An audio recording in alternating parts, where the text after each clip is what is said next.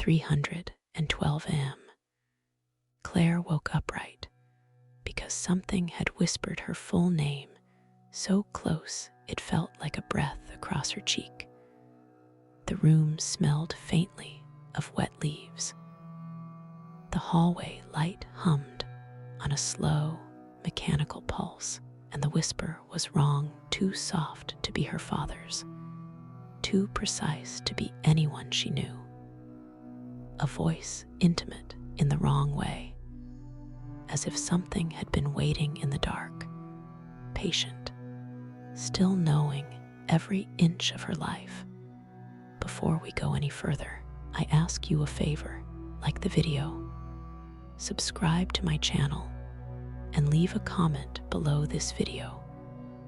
With the time you listened to this story, Claire sat upright on the bed and gripped the cool, dusty banister with both hands, as if muscle could anchor her.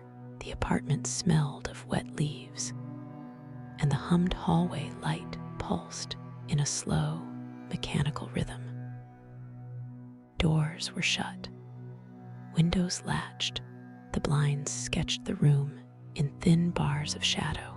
She checked each handle, slid her fingers along every seam, peered under couch cushions and behind the plants, but found nothing that could have made that whisper. Her recorder sat where Shed left it, small and inert on the couch. She picked it up, thumbed the button, and listened. The first sounds were ordinary: the heater's low complaint, the distant clatter of an elevator, the city far off. But under that there was a thin, deliberate whisper, folded into the hush like a second skin. It mimicked cadence, borrowed a laugh, and breathed her name in a small, private way. She rewound and played the clip again, listening for a source, for the mechanical artifact that might explain it. There was no glitch. The sound had weight and intention. It moved across the recording like a hand examining a face. Slower playback revealed the laugh's rhythm, the precise inflection she associated with her roommate's voice. But this voice folded that laugh into a hush, hollowing the edges until the vowels of her name sank inward. She walked the apartment, moving like someone who feared movement itself. The kitchen counter held a half-washed mug, a jacket hung on its hook, and the plants had beads of dew on their leaves. No footprints marred the hardwood. No handprints marked the door. Someone had not been here in the hours after the whisper. And yet, the whisper was present on the recorder with an intimacy that made her stomach slide. She went next door. Mrs. Alvarez opened before she could knock, hair wrapped loose, eyes bright with sleep. "Everything okay?" she asked, voice threaded with care. Claire asked if Shed heard anything strange around 3, and the neighbor shook her head. "I slept through the night," she said. "You get more rest, Carita." Down the hall, a delivery man shrugged that he'd been on the road. A student above said he'd been awake studying and had heard nothing.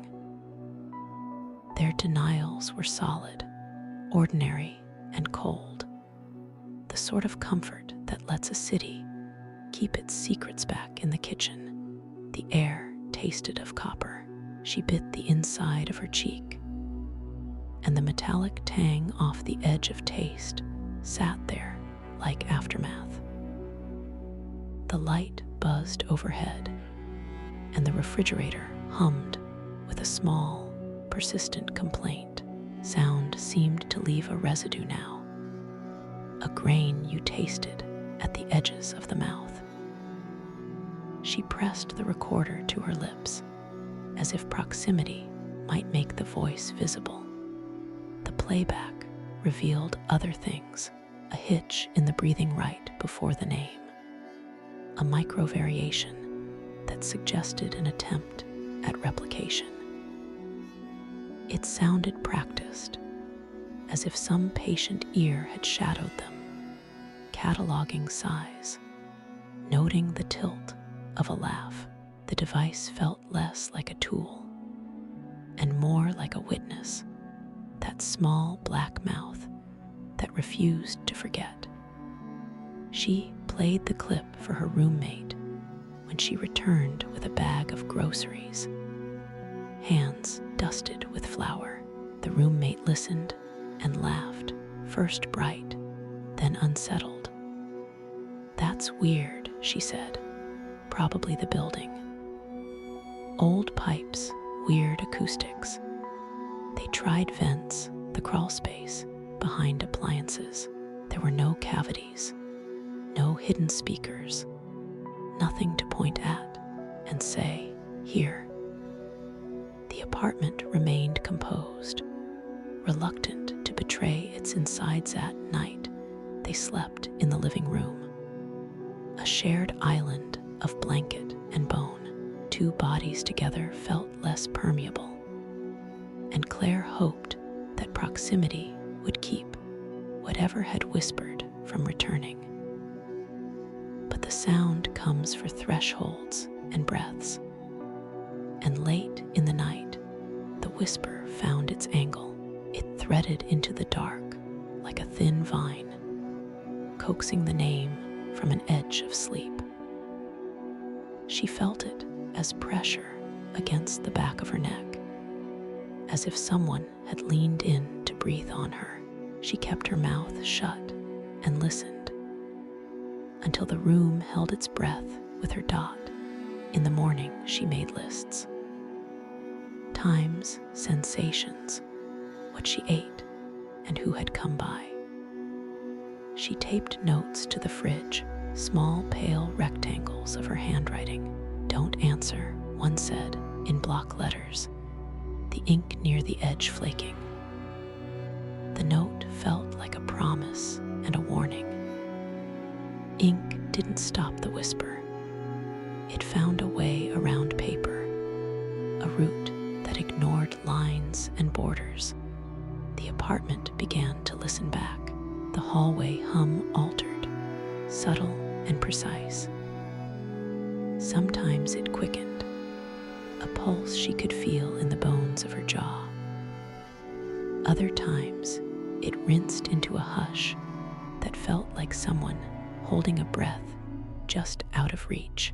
The recorder caught those changes, and on playback, they sounded like a throat being cleared, a polite preface to something larger and quieter. Claire learned to notice the syllables in the air, the way pause could be a doorway. She stopped pretending she could control it. She kept the recorder on when she showered, when she walked to the laundromat, when she lay in the dark waiting. It felt like gathering evidence, like building a net, but it also felt like tempting something that had appetite. She told herself that proof would set her free, that witness could be a salve. But the recorder kept bringing the whisper back with patient accuracy, and the more she listened, the better the voice learned the small gestures of her life. The apartment did not offer comfort. It gave up nothing but detail. The way the heater coughed, the tiny squeak of the second stair, the way sunlight hit the sink at 7 minutes, a pattern someone could map. She understood with a cold clarity that the whisper would not be random. It chose, and once it chose a cadence, that cadence became its study. The first calling had been small, a single breath in the dark, a name dropped like a pebble into still water, but its ripple reached corners, and Claire could feel the surface shift. She would not answer. She told herself that 100 times a day. But the recording's proof sat like a fossil, a shape of something that had touched her, and she could not unsee it.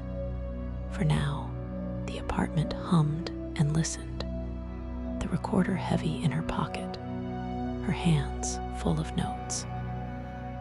She moved through her days cataloging, alert to cadence, and to the small ways the whisper chose to bend.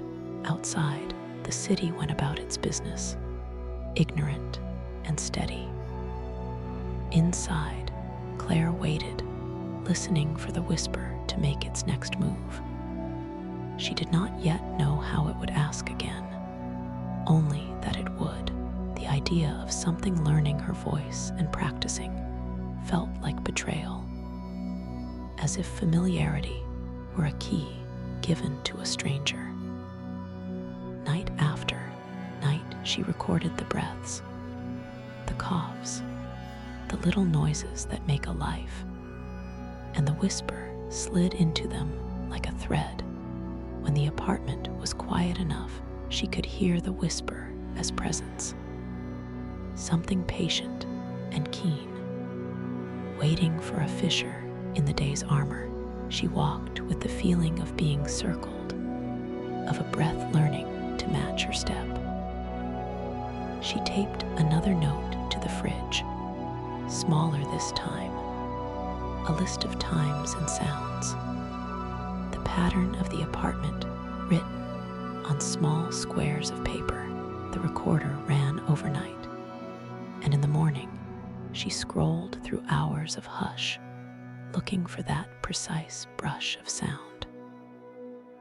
When she found it, the whisper had shifted slightly. It had learned to place the syllable of her name differently, like a hand changing the angle of a face to see what happens. It was deliberate, and that deliberateness made the hair on her arms stand. She kept a small ritual: coffee at 7, a shower, left at 8 for the laundromat, the recorder in her pocket. It felt like an experiment, a desperate attempt to map the unknown. The apartment did not stay silent for long. The whisper's echo threaded itself into the walls, curling around the radiator, and under the couch like smoke. Claire froze with the phone warm in her hand, the speaker spitting back the tail end of a breath that had the shape of her name.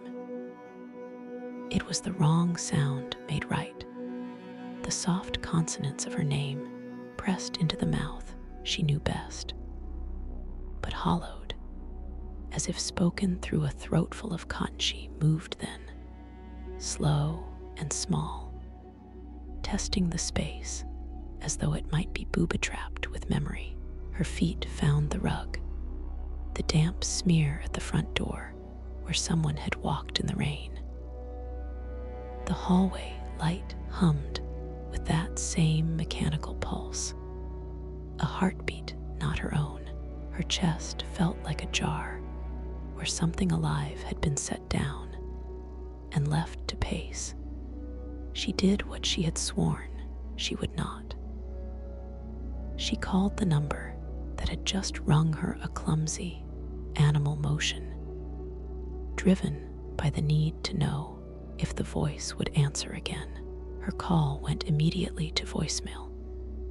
No small comfort there. The recording was a thin loop of static underlaid with a breath, and the scrape of something long and inflexible being dragged across metal. Then, layered beneath, unmistakable, Claire, not the full cadence she had heard in the living room. A single drawn vowel like a claw. Her phone vibrated in her palm. A new text from herself. The message read, call me back. The timestamp flicked like a tremor. 323 am.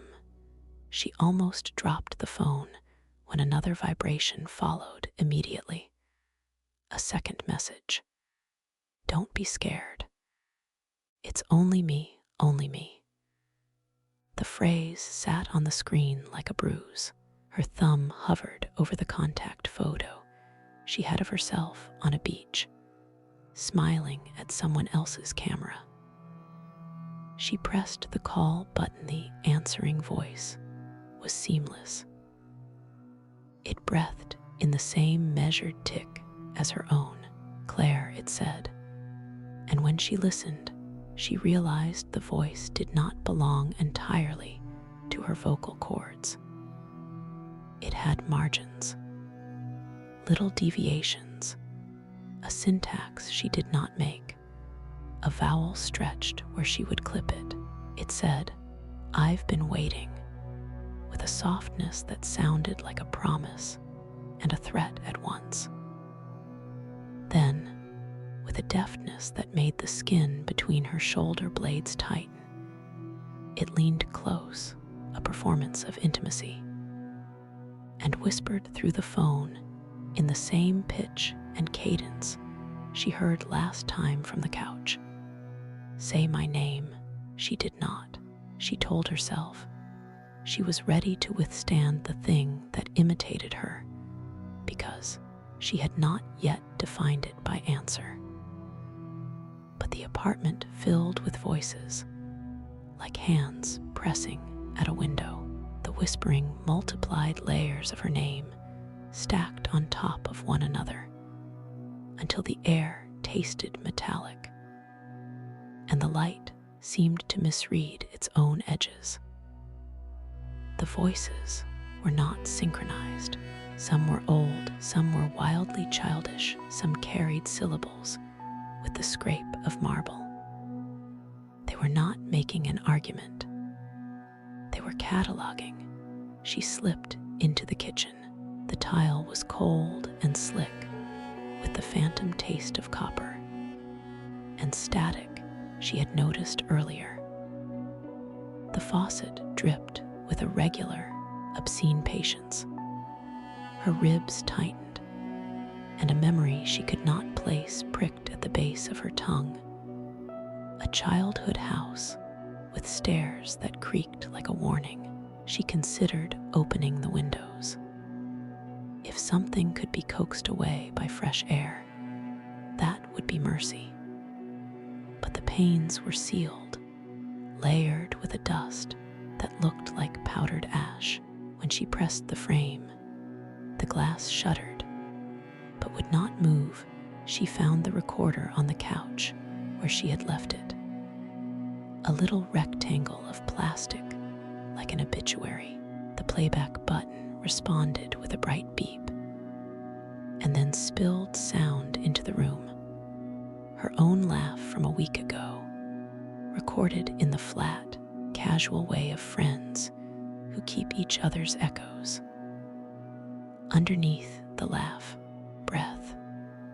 Under the breath, the voice that had spoken through the phone, warm and patient. It did not say anything new. It hummed the cadence of the laugh until the recorded version became a door through which the other voice could pass. She dropped the recorder as if it were hot. The device hit hardwood and slid, clattering, until it found the baseboard and stopped. It kept playing, the apartment filled with that recorded laughter, which now sounded less like joy and more like a pattern of footsteps. She thought of the neighbors' claim that they had slept through the night. She thought of the dry air blowing around the building, of laundromats and old pipes, and the flat, indeterminate faces behind apartment doors in the stairwell. She left the apartment because she thought leaving was an answerless ritual that might confuse whatever lodged itself in the walls. She wrapped a cardigan around her, as if a layer of wool might separate her from the thing that wanted her name. The hallway felt like a tube of low light. She tested the stairwell before she descended. The first step groaned under her weight, and the echo was a syllable too precise to be random. Claire. She did not look back. The stairwell smelled faintly of wet leaves and iron, as if someone had sweated their way through a garden of old bones. In the lobby, she met Mr. Klein from 4 Billion, who always smoked the same brand of cigarettes at the same hour every morning. He was a small man with a pocket handkerchief and hands that were always cold. He blinked at her as she passed and licked his lips in the way of men who had kept secrets too long. "Everything all right?" he asked, the question too careful Claire wanted to tell him. She wanted to say that it was not a matter of locks or windows or neighbors, but of a voice that had learned her mouth and had come to stand inside it like someone wearing her skin. Instead, she said, "I am fine. I just couldn't sleep." Her voice sounded thin, like a wire. He nodded as if he had already made that choice for her. She descended to the street. The night air hit her with the cold of other people's windows left open. A bus coughed down the avenue, and a dog barked somewhere too far to be seen. She walked. Distance, she told herself, would be a buffer. People in cafes carried their phones like candlelight. One of them answered a call, and her name sailed out of the open door as if a kite had snapped, and the string was her syllable. Her phone lit again, a new incoming call. "Mom." The screen showed her mother's name, but the number was hers again. Her fingers were slow. She answered. The voice at the other end was textured precisely as it had been in the apartment. But now it had stolen the short, clipped exhalation her mother used when she was trying not to cry. "Claire," her mother said, "can you come home? Where are you?" "Claire asked with me," the voice said. A laugh rattled out, threaded with her mother's habitual clink of silverware and the distant sputter of a television.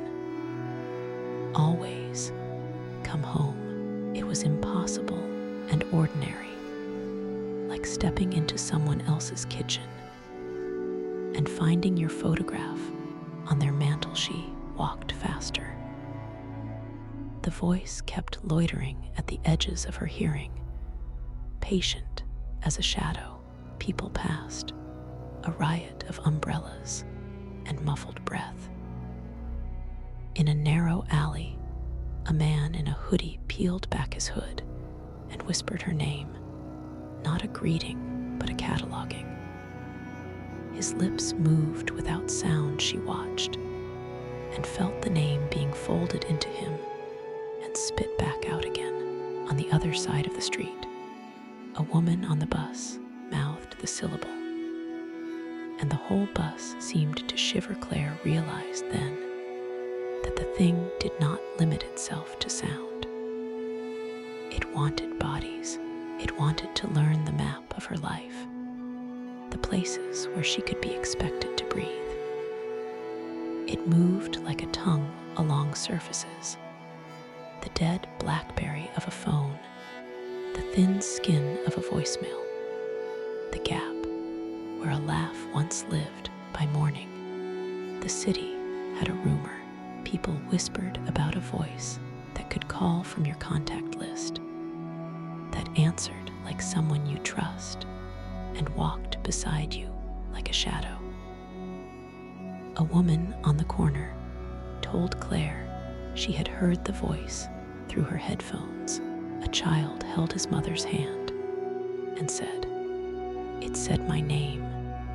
And then it said, "I missed you." Claire borrowed a payphone from a deli clerk who called it an antique.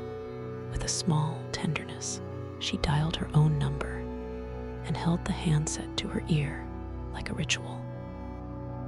The voice came through glossy and close. It didn't say anything for a long time. When it did, it used the exact sentence she had once said to herself in a mirror while practicing bravery. "Stay with me." The mimicry was not just sound. It was a theft of intention. She tried to speak over it. She tried to assert herself, to say her own name as if naming could brand her as human and separate her from imitation. The voice matched her syllables with a lucidity that made her wonder if it had her brain on a tape.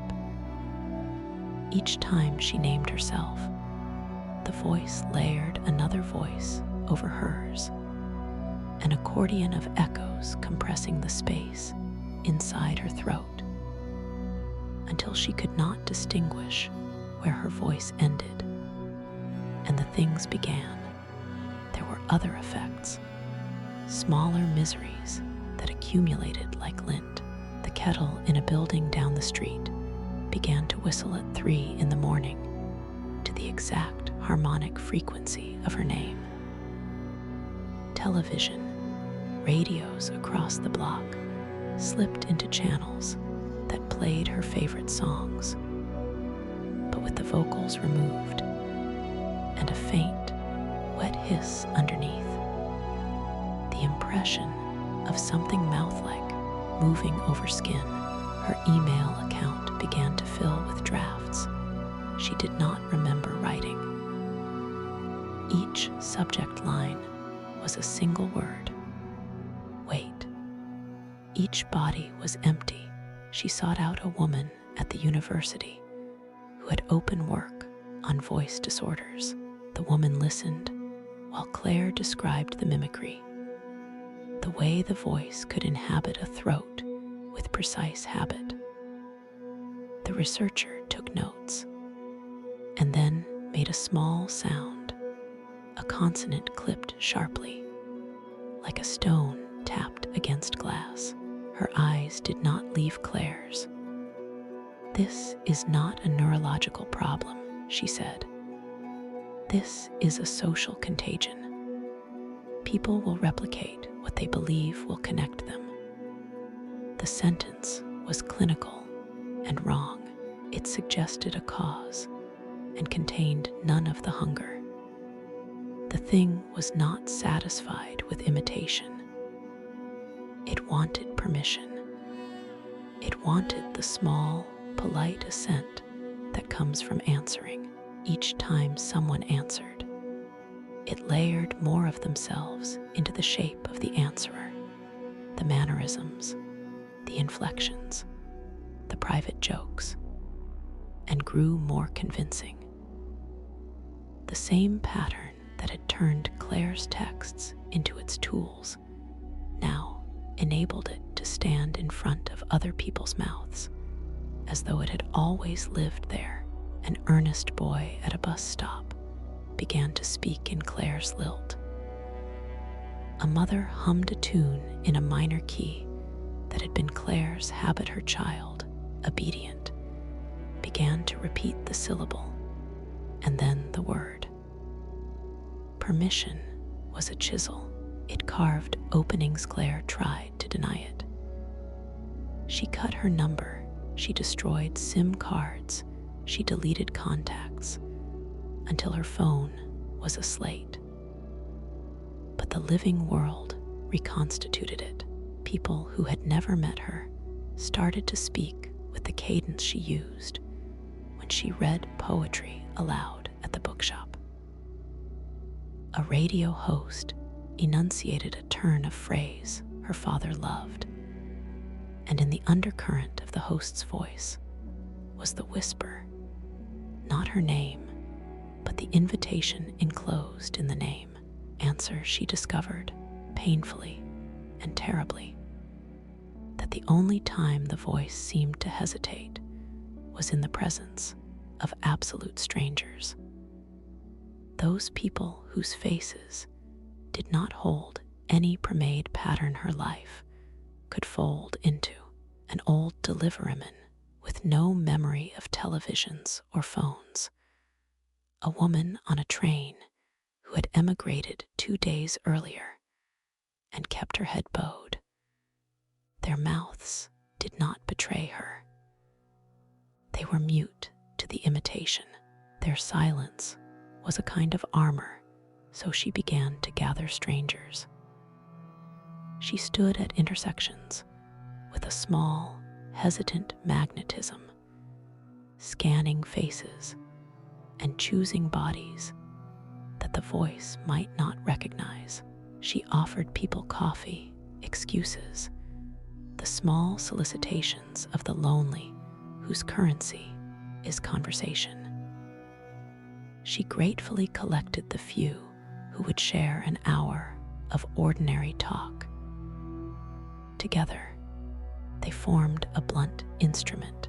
Around them, the voice tried to assemble its old strategy.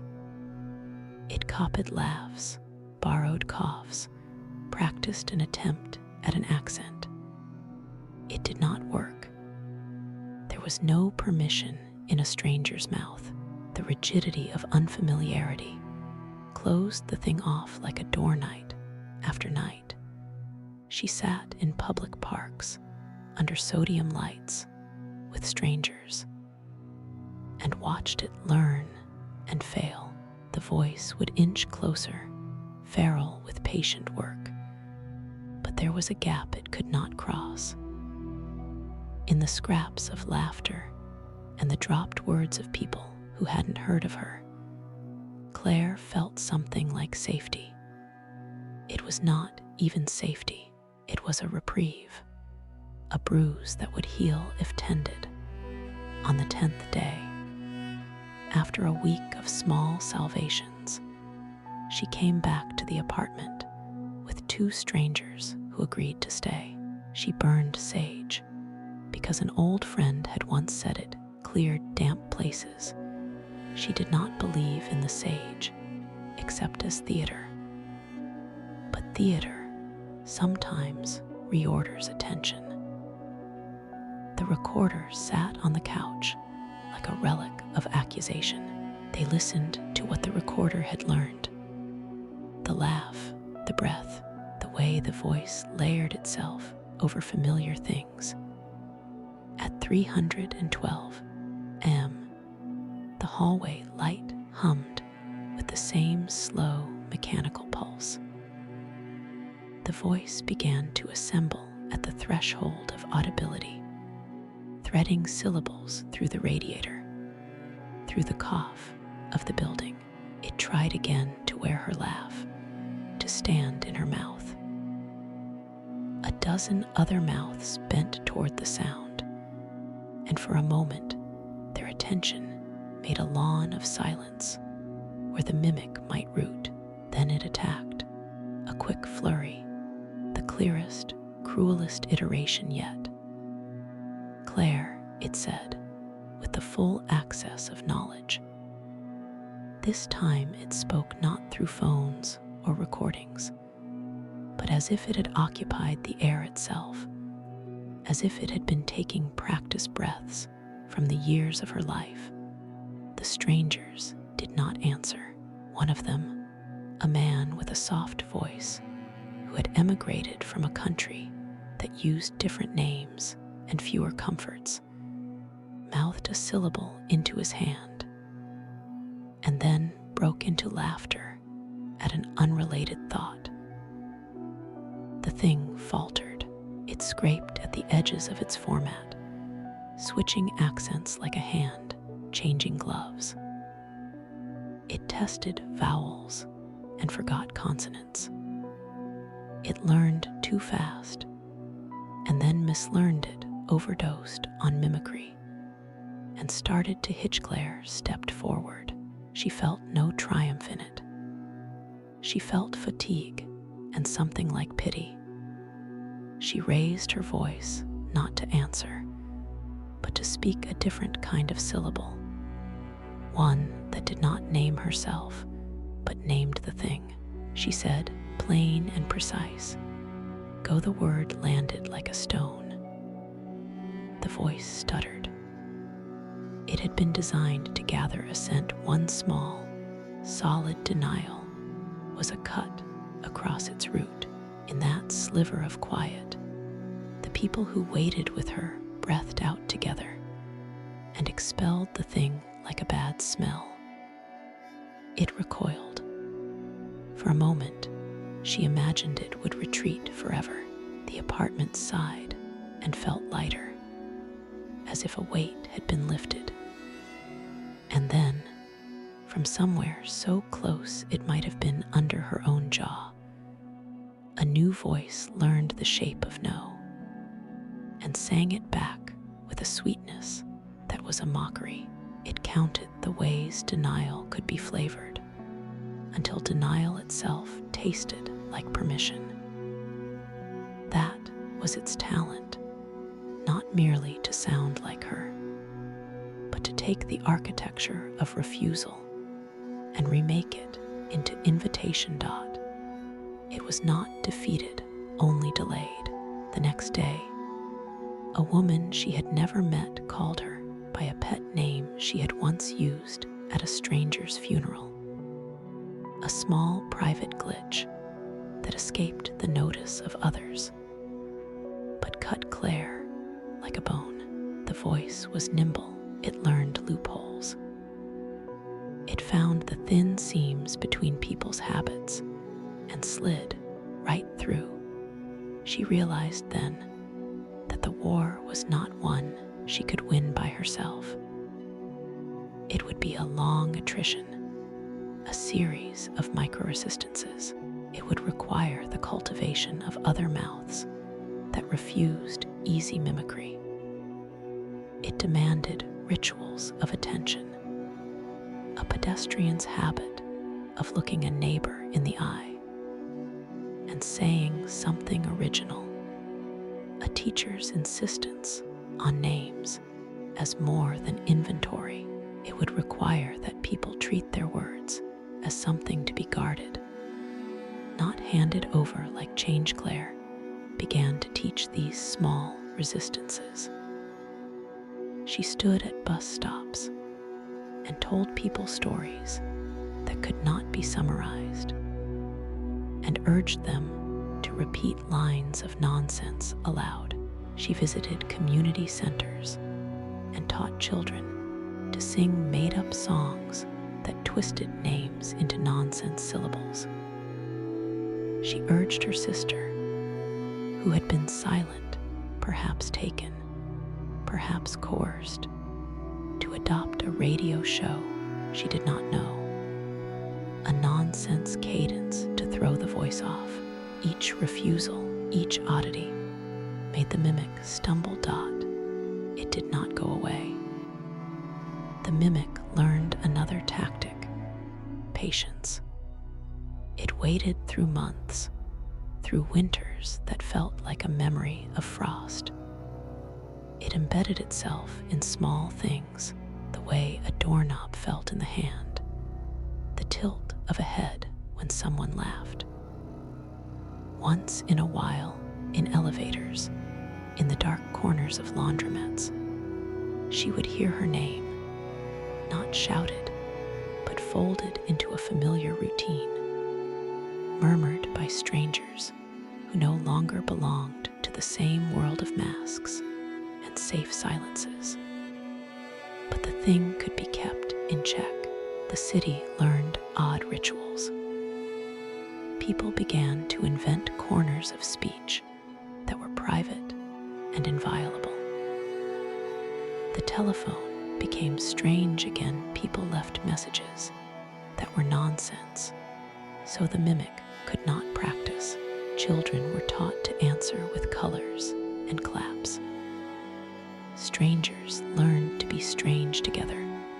Claire never got everything back. Some loops were lost. Her mother's laugh was never quite the same on the phone. Her sister's messages sometimes flickered with an accent that might not be her own. There were nights when the voice pierced the web they had spun and claimed syllables, slipping into a mouth with the familiarity of an old coat. But the thing was no longer omnipotent. It had to work. It had to find permission, and it had to be clever. And Claire had learned a small, essential truth.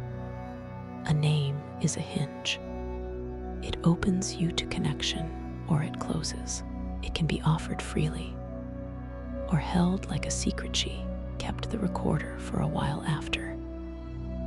Sometimes she turned it on and heard nothing but the hiss of blank air. Sometimes she pressed play, and a sound like 100 doors opening would bloom. The world was altered. Language was now a guarded corridor. People learned to sing wrong songs together and found, in that shared awkwardness, a fierce tenderness when the whisper came again, months later in a market. It felt colder and more precise. It said her name with 100 practiced accents. And then, after a long, patient pause, tried a line she recognized from a teaching she once had. "We are safe together," Claire answered by turning to the person beside her, a woman with paint under her fingernails, and they laughed nonsense, syllables in unison, until the mimic's sweetness curdled. The whisper withdrew with a sound like a man closing a book. And for the first time in a long while was nothing but air. It had not been killed. It had been taught the limits of its appetite. It had learned that natural voices, unborrowed and small, could be a barricade. Claire kept a list of strategies now, scrawled on napkins and the backs of receipts. She taught community groups. She learned to be comfortable with strangers and to make oddness a communal habit. She still checked doors, sometimes at 3 in the morning. She would never forget the wet leaf smell, the way the hallway light used to hum as if it had been tuned to a frequency that called names. And always, in the raw quiet, there would be the temptation to answer. The voice knew how to make longing sound like a lullaby. The urge to say your name out loud and listen to someone else finish the sentence was old as hunger. But she learned to step across that temptation like one crosses a puddle you know is plugged with glass. If you find this story and feel your mouth tingle with remembered syllables, know this: names are not just labels. They are doors. Keep them shut when the air leans too close. If you hear it whisper your name, do not answer. If you'd like to help, like the video, subscribe to my channel, and tell us the time you heard your name in the comments.